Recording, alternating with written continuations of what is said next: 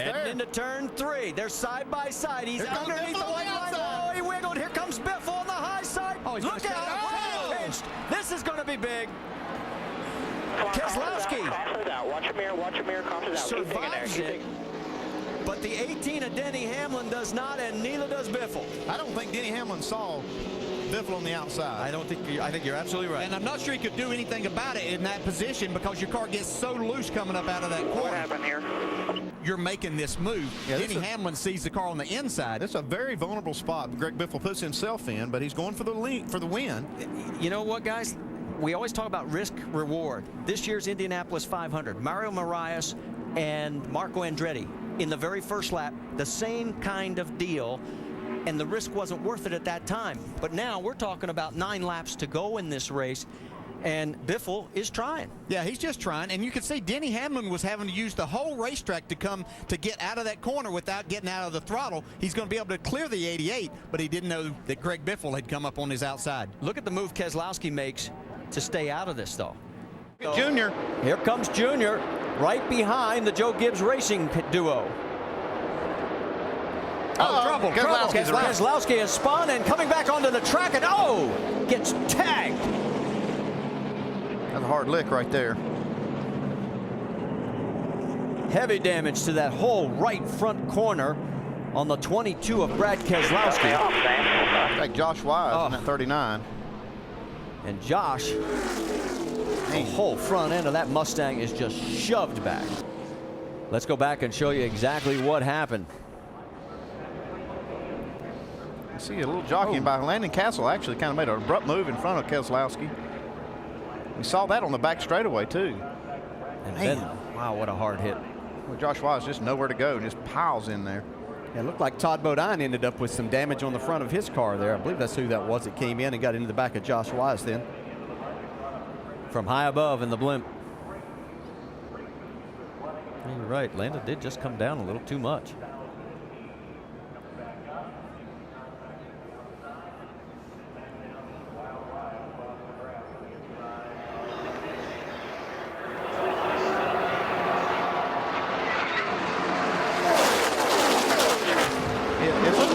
Right there, Castle was thinking maybe he was clear, trying to get in front of Keselowski. I was going to ask you, do you think he was maybe coming in to get back in line because they had worked together earlier?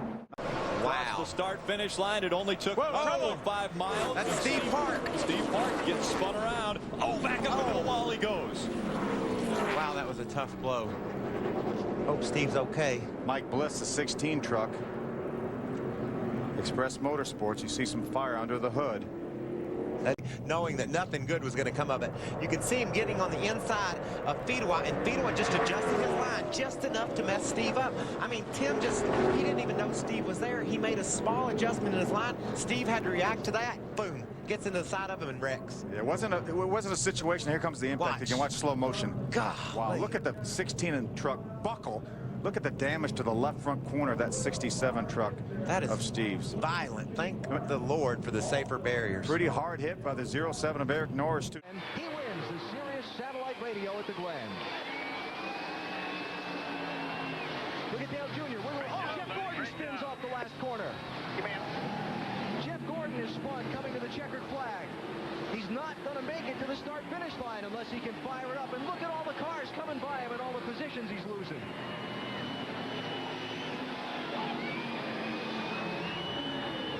Is going to finish in 33rd place.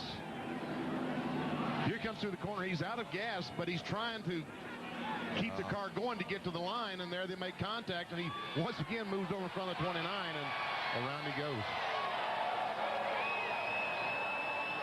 It cost Harvick a spot. Jimmy Johnson went by him. Was he trying to block him or just trying to get out of the way? I think he's trying to get out of the way, and Harvick, well, he obviously couldn't get around the left, so he turned back to the right. But in the meantime, he was all up in the back of Jeff Gordon. And the driver and crew chief of the 29 car have been called to the big red truck.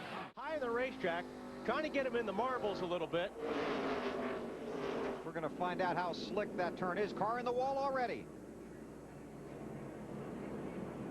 Kevin Grubb. And it didn't take long. Window net is down and heavy damage. got some damage on that left rear. Yeah, he's going to get run into by, and somebody, he had to check up for the guys in front of him. I believe that was Regan Smith in front of him that he had to check up for, and Kenny Wallace just drilled him. And now he finds himself in the mix. Turn one. And there it is, the guy that won it last year. That's Michael Annett. Oh, they almost all got through. Austin Hill, Joe Graff Jr. also get a piece of it. I don't think Michael, he got hit right in the door. He might hate it for these guys. Hill won the truck race here. See Michael Annett out on the outside with somebody looking. It looks like Chase Briscoe looking on the outside of him. Puts a block, just got loose, getting into the corner. We've all been there before. Nice miss by Riley Herbst. Herbst had a couple of good moves to stay out of trouble early in that truck race last night. I think he hit him right behind the left front. That car will probably be okay. These two, not so much. Hate it for Joe Graff Jr., who was making his first start in that 08 car and qualified up front. Flag. Keep your eye on the 51. Don't get too far out ahead. No green, white checker. White flag in the air. Oh, they crashed. Crash behind them. Just go with it. The caution is going to come out. It looks as stay in the gas a little bit. Is going to win this race at Daytona. Jeb Burton survives for a 5th place finish. And again, they just took the white flag. The leader took the white flag, and Jeff Agnew in the 27 gets down on the apron, shoots back up the racetrack. Yeah, James Busher got in the back of him, turned him down to the apron. NASCAR, no choice but to throw the caution. You got trucks sliding sideways in the middle of the track. And when you have that situation, you've got to have safety. And the trucks had crossed the start-finish line. Kyle Busch, I think, was licking his chops, thinking he had Johnny Sauter. So what he wants to do is he wants to get right on the back bumper of that 88. And as soon as he gets there, it'll almost become dead air. And oh, there it is. The best car, we thought, all day long in a bump drafting mistake. Just went into the wall. Number of big cars taken out in what is our 3rd big crash of the afternoon. And among them, the Dominator, Elliott Sadler, who had led 40 laps and swept the first 2 stages of this race. Shoots the car off. And you know, we predicted this, Kevin. We saw instability in these cars in practice yesterday. And as you ratchet it up and head toward the checker flag, it just gets worse and worse. Austin Dillon approaching the 1, gives him a little bump, knocks him out of whack. Even when these cars are square, they're just so light in the back that everything has to be absolutely perfect or it causes another big wreck. You know who this caution is big for? William Byron, who didn't pit under that last caution, took the wave around. He was not going to be good on fuel. Now he will be, and right now he scored in the top 10. Just that easy to take the most dominant car of the day and crunch it up. And look at William Byron. You talked about him, Adam. He's off-roading through the grass. I don't think he hit anything. I don't know what his splitter, what kind of shape his splitter will be in, but he narrowly avoided that wreck. So unfortunate for Elliott Sadler.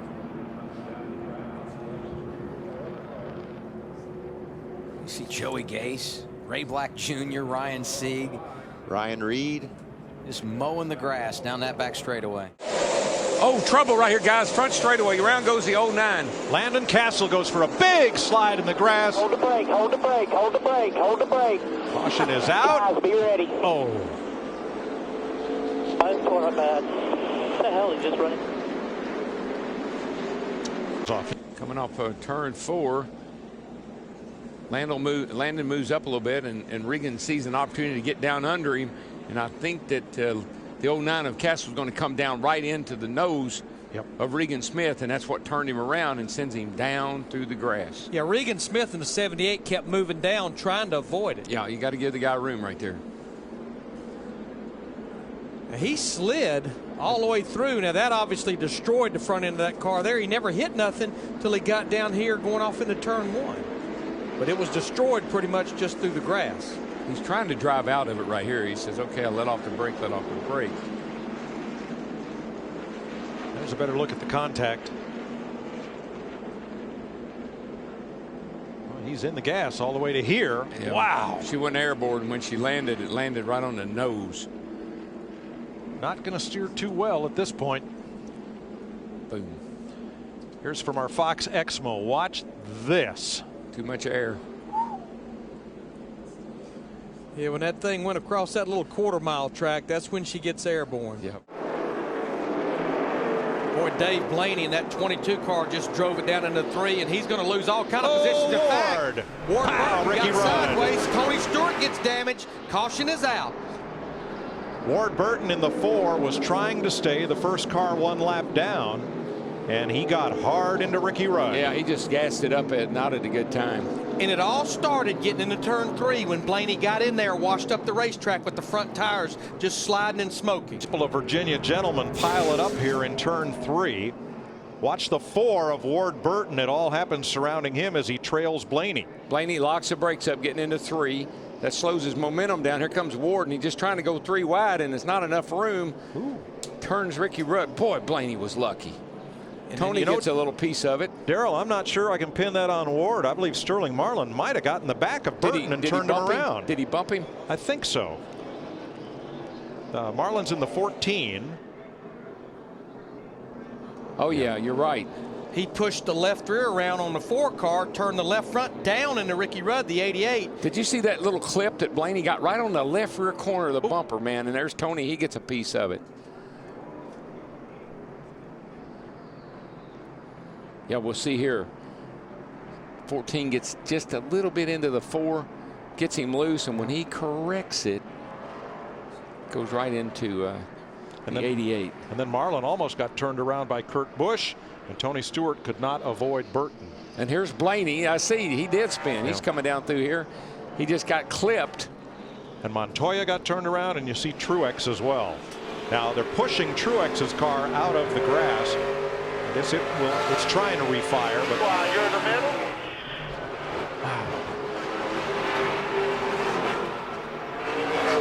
Boy, Ricky Rudd took a hard shot into the wall. Watch for the 6 to pull out and make a move to try and win it himself. Here they come. Checkered flag is in the air. Who's going to win it?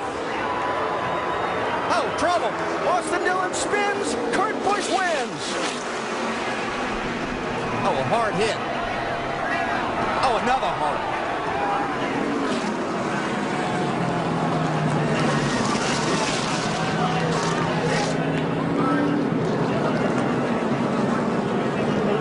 I'm fine.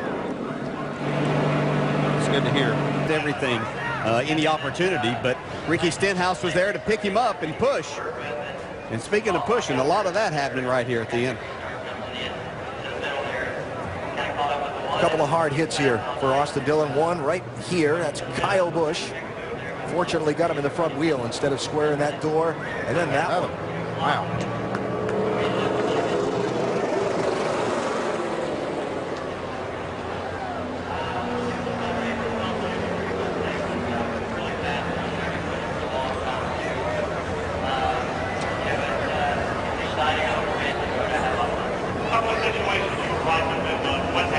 Like Robert Richardson just yeah, no place to figure out which one that was. That was a hard lick for both of those guys. You see Josh Richards 39 and 81 of Jason Bowles in the 70.